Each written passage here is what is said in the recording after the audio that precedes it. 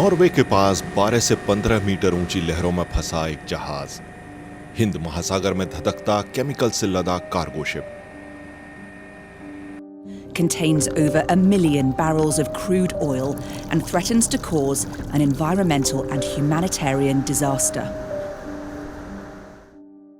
हमारे महासागरों में जब जहाज ऐसे डूबते या टूटते हैं तो सामने आती है जानमाल और पर्यावरण के नुकसान की एक लिस्ट, और ये लिस्ट लगातार लंबी होती जा रही है। The sinking of the MS Estonia. And it sank, killing all 33 crew members aboard.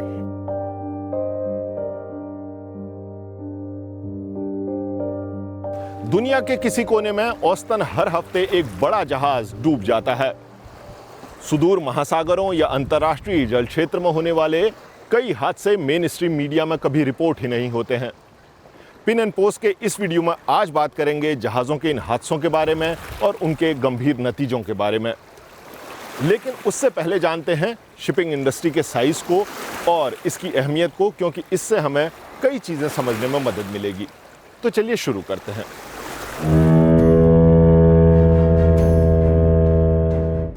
हजारों शिपिंग कंटेनरों के साथ सफर पर निकला एक बड़ा कार्गो शिप, 20 फीट लंबे, 8 फीट चौड़े और 8.5 फीट ऊंचे स्टैंडर्ड साइज के इन कंटेनरों में कई तरह का सामान लोड है। दुनिया भर का 90% व्यापार इसी तरह हमारे महासागरों और उन पर लंबी यात्रा करने वाले मालवाहक जहाजों पर टिका है। शिपिंग इंडस्ट्री की बदौलत ही गैस, तेल, अनाज, मेडिकल इक्विपमेंट, हल्की भारी मशीनें और रसायन हम तक पहुंचते हैं। ज्यादातर देश ईंधन की सप्लाई के लिए गैस और ऑयल शिपिंग टैंकरों पर ही निर्भर हैं। इन्हीं के जरिए हर साल 61% पेट्रोलियम प्रोडक्ट्स सप्लाई किए जाते हैं। UN conference on trade and development की 2022 की रिपोर्ट के मुताबिक दुनिया भर में समुद्री जहाजों की संख्या करीब 1,03,000 है। इसके अलावा ऐसे भी कई जहाज हैं जो बिना रिकॉर्ड के ऑपरेट किए जाते हैं। फ्रांस की संस्था विजीपोल समुद्री हादसों से होने वाले नुकसान पर नजर रखती है। वो एक बड़े बदलाव की तरफ ध्यान दिलाती है। कंटेनरों से होने वाले समुद्री ट्रांसपोर्ट ने खास तौर पर बीते 15 साल में ऊंची छलांग लगाई है। जहाजों का आकार बहुत बड़ा हो चुका है। आज 20 फुट इक्विवेलेंट यूनिट वाले 22,000 से ज्यादा कंटेनर एक बार में ट्रांसपोर्ट किए जा सकते हैं। जहाज भी 400 मीटर लंबे हो चुके हैं। सन 2002 तक दुनिया का सबसे बड़ा जहाज अधिकतम 6,500 कंटेनर लोड कर सकता था, लेकिन आज सबसे बड़ा कार्गो शिप एक साथ 24,000 कंटेनर ट्रांसपोर्ट कर सकता है। 20,000 से ज्यादा कंटेनर ले जा सकने वाले तो कई जहाज हैं। अंतर्राष्ट्रीय व्यापार में कंपटीशन के कारण ज्यादातर कंपनियां लगातार खर्च घटाने में लगी रहती हैं। कम खर्चे में ज्यादा मुनाफा पाने और किराया व CO2 उत्सर्जन कम करने के लिए जहाज बड़े बनाए जाने लगे। लेकिन जिस तेजी से जहाजों का आकार बढ़ा, उस तेजी से बाकी सिस्टम और फैसिलिटीज अपडेट नहीं हुई। हमारे पास बहुत ही ज्यादा बड़े जहाज हैं और उन पर कई तरह के प्रोडक्ट्स लोड किए जाते हैं।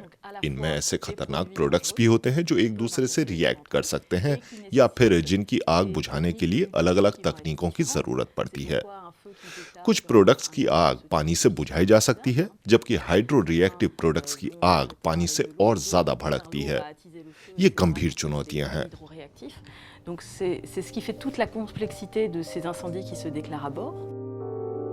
तेल ढोने वाले ऑयल शिपिंग टैंकर तो जहाजों से भी ज्यादा तेजी से बड़े हुए। 1878 में केरोसिन ट्रांसपोर्ट करने के लिए दुनिया का पहला सफल ऑयल टैंकर बनाया गया। वो 56 मीटर लंबा और 8.25 मीटर चौड़ा था। आज हमारे ultra large crude carrier 415 metre लंबे और 68 मीटर चौड़े हैं, यानी पहले ऑयल टैंकर से कहीं ज्यादा बड़े और लोडिंग कैपेसिटी वाले। लेकिन इस बड़े आकार का मतलब बड़ा नुकसान भी है। -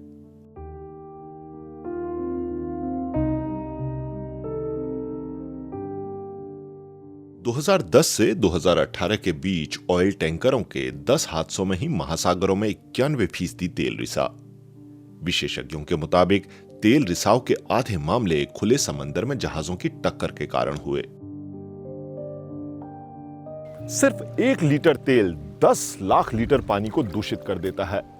तेल की परत लंबे समय तक पानी को ढक देती है और समुद्री जीवों और वनस्पतियों तक ऑक्सीजन और सूरज की रोशनी नहीं पहुंचने देती।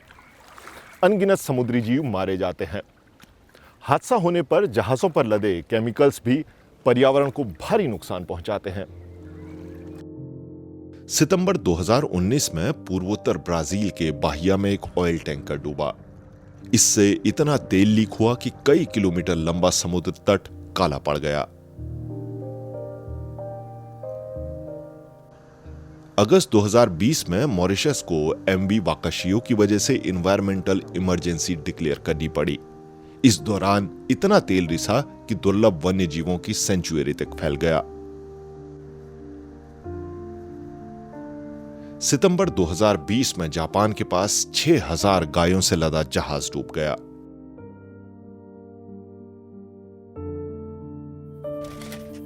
श्रीलंका में मई 2021 में जले कार्गो शिप में अमोनियम नाइट्रेट, बेकिंग सोडा और प्लास्टिक पॉलीमर समेत कई टन केमिकल्स लदे थे।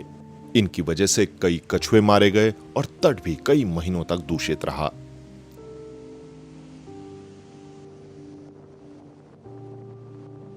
मार्च 2022 में पुर्तगाल के पास 4000 लग्जरी कारों से लदा जहाज अटलांटिक महासागर में डूब गया। लोड में कई लिथियम बैटरी वाली कारें भी थी। ये वो हादसे हैं जो मीडिया में दिखाई पड़ते हैं। 2011 से 2021 के बीच 892 जहाज डूबे। इनमें करीब 357 कार्गो शिप थे। यूएन के एक रफ अनुमान के मुताबिक हमारे महासागरों में करीब 30 लाख जहाजों का मलबा बिखरा हुआ है। एक्सपर्ट्स कहते हैं कि कोविड लॉकडाउन की वजह से 2021-22 में हादसे जरूर कम हुए, लेकिन अब एक बार फिर बढ़ते मामले रिपोर्ट होने लगे हैं। IHS मार्क इट की एक रिपोर्ट के मुताबिक महासागरों में चलने वाले तमाम किस्म के जहाजों में कई देशों के करीब 10 लाख लोग काम करते हैं। 2015 से 2019 के बीच इनमें से 527 मारे गए और 509 लापता हो गए।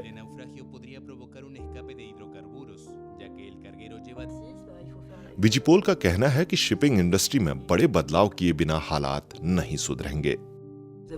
हमें कुछ हादसों पर फोकस करने के बजाय पूरी दुनिया के मैरीटाइम ट्रांसपोर्ट पर दोबारा गहन विचार करना होगा। क्या हमें जहाजों के डिजाइन के बारे में फिर से सोचना चाहिए? क्या खास तरह के केमिकल्स को विशेष एरिया में स्टोर करना चाहिए? ऐसे कई सवाल हैं। 175 देश शिपिंग को रेगुलेट करने के लिए बनाई गई यूएन की एजेंसी इंटरनेशनल मैरीटाइम ऑर्गेनाइजेशन के सदस्य हैं। बीते 50 साल में क्रू मेंबरों की सुरक्षा, प्रदूषण, टक्कर और पोर्ट फैसिलिटीज के लिए कई समझौते किए गए हैं। लेकिन जब बात लोकल इंटरेस्ट बनाम ग्लोबल इंटरेस्ट की आती है तो मतभेद सामने आने लगते हैं।